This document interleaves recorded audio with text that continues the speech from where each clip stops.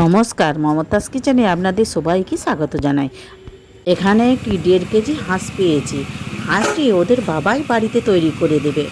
এই দেখুন, মাংস তৈরি করা হয়ে গেছে। মাংসর মধ্যে লবণ, হলুদ, জিরে, ধনে, লঙ্কা, কাশ্মীরি লঙ্কা আর ওপর তেল দিয়ে আর আদা রসুনের পেস্ট দিয়ে ম্যারিনেট করে 10 মিনিট রেখে দেব। হাঁস মাংস কীভাবে রান্না করব তার জন্য পুরো ভিডিওটি দেখার অনুরোধ রইল। আমাদের বাঁকুড়া জেলাতে তো অনেকটাই শীত পড়ে গেছে, আর শীতকালে হাঁস মাংস মানে সত্যি দারুণ লাগে। এখন হাঁস মাংস 10 মিনিট রেস্ট রাখা হয়ে গেছে। এখন প্রেসারে সেদ্ধ করে নেব। হাঁস মাংস তো সেদ্ধ হতে টাইম লাগে, তার জন্য আমি প্রেসারে 3টে সিটি দেব। আপনারা কড়াইয়েও করতে পারেন, কিন্তু প্রেসারে সেদ্ধ করে রান্না করলে না এই স্বাদটা কিন্তু খুবই সুন্দর হয়। তাই আজকে আমি এইভাবেই করব। এখন কড়াইয়ে আমি জিরে আর গরম মশলা গরম করে নেব। গরম মশলাতে আমি লবঙ্গ, এলাচ, দারুচিনি আর অল্প জায়ফল দিয়েছি। গরম করে গুঁড়ো করে রেখে দেব। এখন কড়াই বসিয়ে দিয়েছি, কড়াইয়ে আলু ভেজে নেব। আলুর মধ্যে লবণ হলুদ দিয়ে দিলাম। লবণ হলুদ দিয়ে লাল করে ভেজে নেব। আলু দেখুন লাল করে ভাজা হয়ে গেছে। এখন আলু তুলে রেখে দেব। মাংসের সাথে আলু সত্যিই খুব ভালো লাগে। আপনারা আলুটা নাও দিতে পারেন। আমাদের আলুটা খুবই ভালো লাগে, তাই আমরা দিয়েছি। এখন কড়াইয়ের মধ্যে আরও কিছুটা তেল দিয়ে দেব।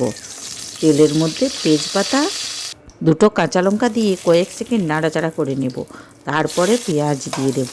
পেঁয়াজকে লাল করে ভেজে নিতে হবে। দেখুন, এখানে আমি 3টে পেঁয়াজ কুচিয়ে রেখেছিলাম।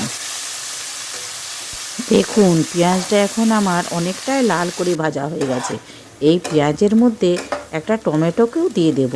টমেটোটিও তেলের মধ্যে ভালো করে ভেজে নেব।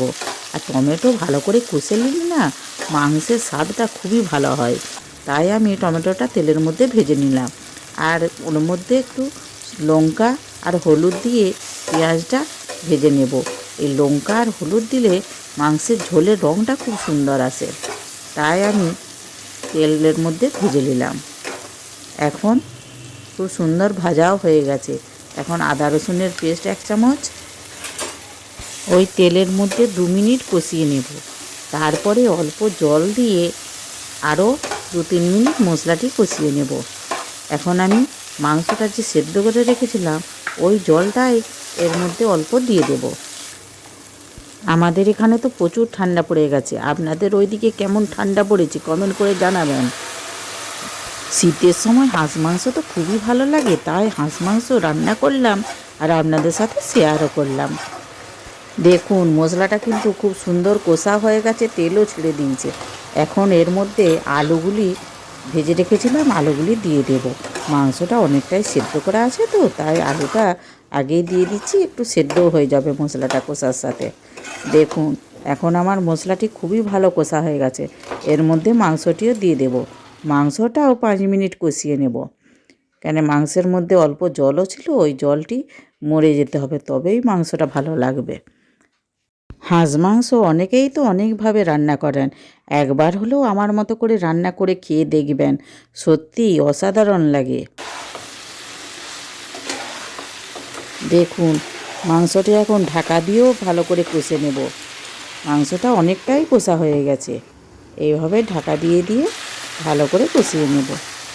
মাংস থেকেও তেল ছেড়ে দিয়েছে। এই তেল ছেড়ে দেওয়া পর্যন্ত কষতে হবে, তবেই কিন্তু মাংসর স্বাদটা আসবে। এখন আমার মাংস খুব ভালো করেই কষা হয়ে গেছে। জল দিয়ে দেব। জল দিয়ে 2-3 মিনিট ফুটিয়ে নিলেই কিন্তু রান্না রেডি। দেখুন কত সুন্দর রঙটা হয়েছে না? দেখে নিশ্চয়ই বুঝতে পারছেন কত সুন্দর রঙটা হয়েছে। খুব ভালো করে ফুটে গেছে। কম আঁচে বসিয়ে রেখে দেব। দেখুন, মাংসটা খুব সুন্দর হয়ে গেছে। এখন সেই ভেজে রাখা মশলা এই মাংসের মধ্যে দিয়ে দেব।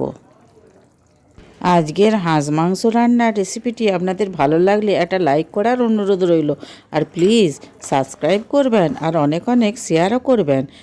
এখনও যারা আমার নতুন বন্ধুরা আমার চ্যানেলটিকে সাবস্ক্রাইব করেননি, প্লিজ প্লিজ তাড়াতাড়ি সাবস্ক্রাইব করে ফেলুন, তবেই তো নিত্য নতুন রেসিপি আপনাদের কাছে সর্বপ্রথম পৌঁছে যাবে। ঠান্ডাতে আপনারা ভালো থাকবেন। ধন্যবাদ।